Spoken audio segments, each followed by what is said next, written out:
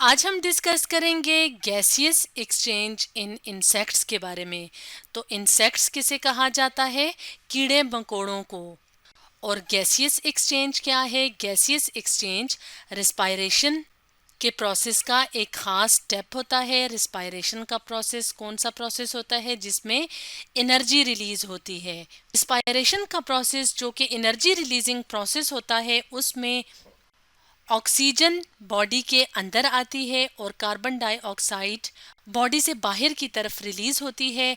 तो ये जो गैसेस का एक्सचेंज होता है, इसको गैसियस एक्सचेंज प्रोसेस कहा जाता है। तो आज की वीडियो में हम गैसियस एक्सचेंज पढ़ेंगे इंसेक्ट्स में, और इंसेक्ट्स में हम गैसियस एक्सचेंज को डिटेल से डिस्कस करेंगे कॉकरोच की एग्जांपल से। कॉकरोच जिसको लालबेग कहा जाता है, अक्सर आपने घरों में इस तरह का इंसेक्ट देखा होगा। तो ये क्या है? कॉकरोच। और कॉकरोच क्या है? एक इंसेक्ट है। तो कॉकरोच के अंदर लंग्स मौजूद नहीं होते। लंग्स क्या है? लंग्स रिस्पायरेटरी ऑर्गन होते हैं, लेकिन कॉकरोच के अंदर रिस्पायरेशन के प्रोसेस के लिए लंग्स यानी फेफड़े मौजूद नहीं होते, बल्कि इस तरह के खास स्ट्रक्चर्स या ऑर्गन्स मौजूद होते हैं। जैसे कि यहाँ पे इस तस्वीर में अगर हम देखें तो यहाँ पे हमें कॉकरोच की बॉडी का इंटरनल पार्ट नज़र आ रहा है, जो कि गैसियस एक्सचेंज में इन्वॉल्व होता है। तो यहाँ पे ये जो ऑर्गन है, जो रिस्पायरेटरी ऑर्गन है कॉकरोच के अंदर, वो है ट्रैकियल ट्रंक। और ट्रैकियल ट्रंक के अंदर ट्यूब लाइक स्ट्रक्चर्स मौजूद होते हैं, जो कि कॉकरोच की पूरी बॉडी के अंदर ब्रांचेस की शक्ल में मौजूद होते हैं। तो इन ट्यूब्स को कहा जाता है ट्रैकिया। तो ट्रैकिया सिंगुलर है और ट्रैकी प्लूरल है। तो ट्रैकिया क्या होते हैं? एयर ट्यूब्यूल्स होते हैं, जो कि कॉकरोच की पूरी बॉडी में ब्रांचेस की शक्ल में मौजूद होते हैं। यानी अगर बॉडी के एक सिरे से दूसरे सिरे तक हम देखें, यहाँ से यहाँ तक, यहाँ से यहाँ तक, तो हमें ये रिस्पायरेटरी ऑर्गन नज़र आ रहे हैं। तो ये क्या है? ये ट्यूब्यूल्स होती हैं या एयर ट्यूब्यूल्स होती हैं, और जब ये बाहर की तरफ ओपन करती हैं तो उन ओपनिंग्स को स्पाइरिकल्स कहा जाता है। स्पाइरिकल्स क्या हैं? ट्रैकियल ट्यूब्स की ओपनिंग्स हैं। अपर्चर किसे कहते हैं? ओपनिंग को। और ये स्पाइरिकल्स पेयर्स की शक्ल में यानी जोड़ों की शक्ल में मौजूद हैं। और ये कितने पेयर्स होते हैं? 10 पेयर्स।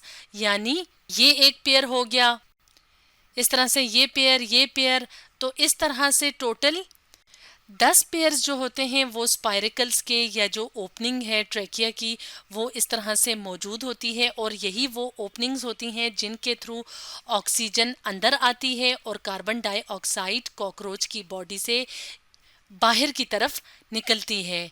यानी जो गैसियस एक्सचेंज का प्रोसेस है वो इन ओपनिंग्स के थ्रू होता है। तो ये जो 10 पेयर्स हैं ये किस तरह से अरेंज होते हैं? इनमें से जो 2 पेयर्स होते हैं वो थोरिक्स रीजन में मौजूद होते हैं। थोरिक्स रीजन जो हेड रीजन होता है, उसके पीछे वाला जो रीजन होता है उसको थोरिक्स रीजन कहा जाता है। और थोरिक्स रीजन के पीछे ये वाला जो एरिया नज़र आ रहा है ये एब्डोमिनल रीजन है।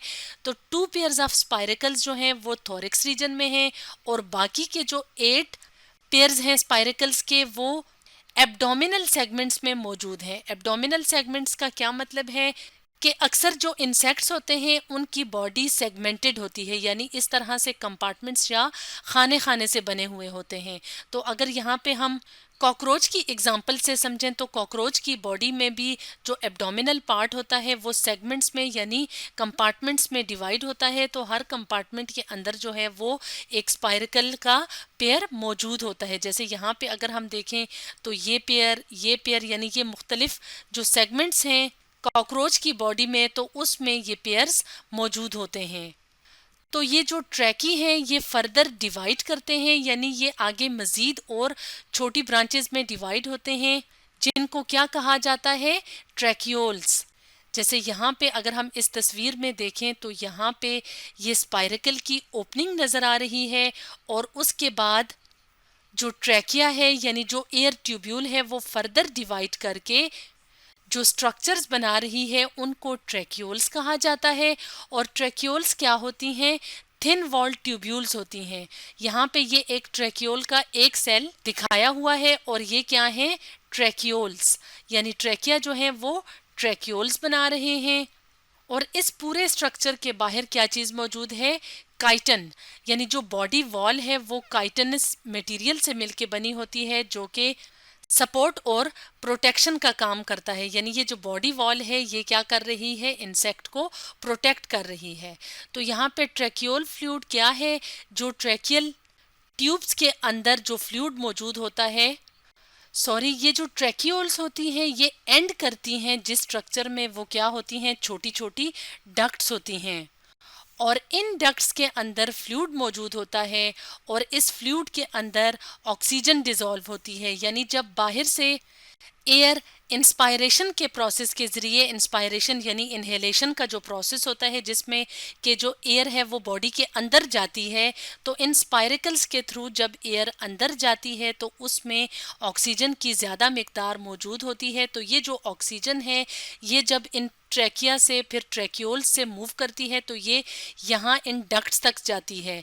तो इन डक्ट्स के अंदर फ्लूइड मौजूद होता है, तो अब ऑक्सीजन जो है वो इस फ्लूइड में डिसॉल्व हो जाती है और यहाँ से ये डिफ्यूज कर जाती है कॉकरोच की बॉडी के अंदर बाकी के जो टिश्यूज और सेल्स होते हैं वहाँ। इसी तरह से जब एक्सपायरेशन का प्रोसेस होता है, यानी कि जब एयर जो है वो बॉडी से बाहर की तरफ निकलती है तो उसमें कार्बन डाइऑक्साइड गैस बाहर निकलती है। तो यहाँ पे अगर हम इस लेवल पे देखें तो क्या होता है कि यहाँ पे जो कॉकरोच की बॉडी के बाकी जो टिश्यूज़ और सेल्स हैं, जैसे कि हम जानते हैं कि ये जो ब्रांचेस हैं ये पूरी बॉडी में फैली होती हैं, तो यहाँ पे जो टिश्यूज़ और सेल्स होंगे वहाँ पे कार्बन डाइऑक्साइड गैस ज़्यादा होगी। तो ऑक्सीजन जो है वो टिश्यूज़ और सेल्स में शामिल हो जाती है और जो कार्बन डाइऑक्साइड होती है वो इन डक्ट्स में आती है। यहाँ से फिर दोबारा से ये ट्रैकियोल से गुजरती हुई ट्रैकिया तक जाती है और फिर स्पाइरकल के रास्ते से कार्बन डाइऑक्साइड बॉडी से बाहर निकल जाती है। तो इस तरह से लंग्स के बगैर कॉकरोच में गैसियस एक्सचेंज का प्रोसेस होता है और उस प्रोसेस के लिए जो इम्पोर्टेंट स्ट्रक्चर्स होते हैं वो होते हैं ट्रैकिया और ट्रैकियोल्स। तो यहाँ पे हम अपने सामने अगर एक और तस्वीर की मदद लें तो यहाँ पे हम इंस्पायरेशन और एक्सपायरेशन के प्रोसेस को इजीली समझ सकते हैं। तो जब इंस्पायरेशन का प्रोसेस होता है, यानी जब इनहेलेशन का प्रोसेस होता है, तो जो एब्डोमेन होता है कॉकरोच की बॉडी का वो एक्सपैंड कर जाता है, यानी वो फैल जाता है। तो जो एब्डोमिनल मसल्स होते हैं वो एक्सपैंड करते हैं। तो इसके नतीजे में क्या होता है कि जो फर्स्ट 4 पेयर्स होते हैं स्पाइरकल्स के वो ओपन हो जाते हैं। फर्स्ट 4 पेयर कहाँ पे होते हैं, जो हेड के पीछे जो थोरेक्स का रीजन होता है वहां से ये स्पाइरकल पेयर स्टार्ट होते हैं। जैसे कि हमने वीडियो के स्टार्ट में बताया था कि 2 पेयर जो होते हैं वो थोरेसिक रीजन में होते हैं, उसके बाद जो है वो स्पाइरकल्स के जो पेयर हैं वो एब्डोमिनल सेगमेंट्स में मौजूद होते हैं। तो इंस्पायरेशन के प्रोसेस में जब एब्डोमिनल मसल्स एक्सपैंड करते हैं यानी फैलते हैं, तो स्पाइरकल्स के जो पहले 4 पेयर्स होते हैं वो ओपन हो जाते हैं। तो जब ये ओपन होते हैं तो जो एयर होती है वो इन स्पाइरकल्स यानी इन ओपनिंग्स के थ्रू अंदर जाती है, यानी कॉकरोच की बॉडी के अंदर एंटर होती है और अंदर एंटर होती हुई आगे फर्दर जो है वो मूव करती है। और उस एयर के अंदर क्योंकि ऑक्सीजन होती है तो ये ऑक्सीजन जो है वो टिश्यूज और सेल्स तक पहुंच जाती है। और जब एक्सपायरेशन का प्रोसेस होता है यानी एक्सहेलेशन का प्रोसेस होता है, तो जो एब्डोमिनल मसल्स होते हैं कॉकरोच के वो कॉन्ट्रैक्ट करते हैं, यानी वो सिकुड़ जाते हैं। जब वो सिकुड़ते हैं तो जो पहले 4 पेयर्स होते हैं स्पाइरकल्स के जो इंस्पायरेशन के दौरान ओपन हुए थे, अब वो क्लोज कर जाएंगे। एंटीरियर स्पाइरकल्स का क्या मतलब है, एंटीरियर रीजन कौन सा होता है, जो हेड वाला रीजन होता है, यानी जो ये स्पाइरकल्स जो थोरेसिक रीजन से स्टार्ट होते हैं इसमें जो पहले 4 पेयर्स होते हैं वो क्लोज कर जाते हैं। और जो पोस्टीरियर 6 पेयर्स होते हैं स्पाइरकल्स के, पोस्टीरियर साइड यानी जो एंटीरियर साइड के ऑपोजिट जो साइड होती है वो पोस्टीरियर साइड होती है। तो जो पोस्टीरियर साइड पे 6 पेयर्स होते हैं स्पाइरकल्स के वो फिर क्या हो जाते हैं, ओपन हो जाते हैं। तो इस ओपनिंग और क्लोजिंग के प्रोसेस से क्या होता है कि हवा अंदर आती है और अपने साथ ऑक्सीजन लाती है और साथ ही साथ कार्बन डाइऑक्साइड गैस जो होती है वो हवा में शामिल होती हुई स्पाइरकल्स के ज़रिए से बॉडी से बाहर निकल जाती है। तो इस तरह से जो है वो गैसियस एक्सचेंज का प्रोसेस होता है इंसेक्ट्स में। जैसे कि यहाँ पे हमने कॉकरोच की एग्जांपल से समझा, तो आज हमने डिस्कस किया गैसियस एक्सचेंज इन इंसेक्ट्स के बारे में।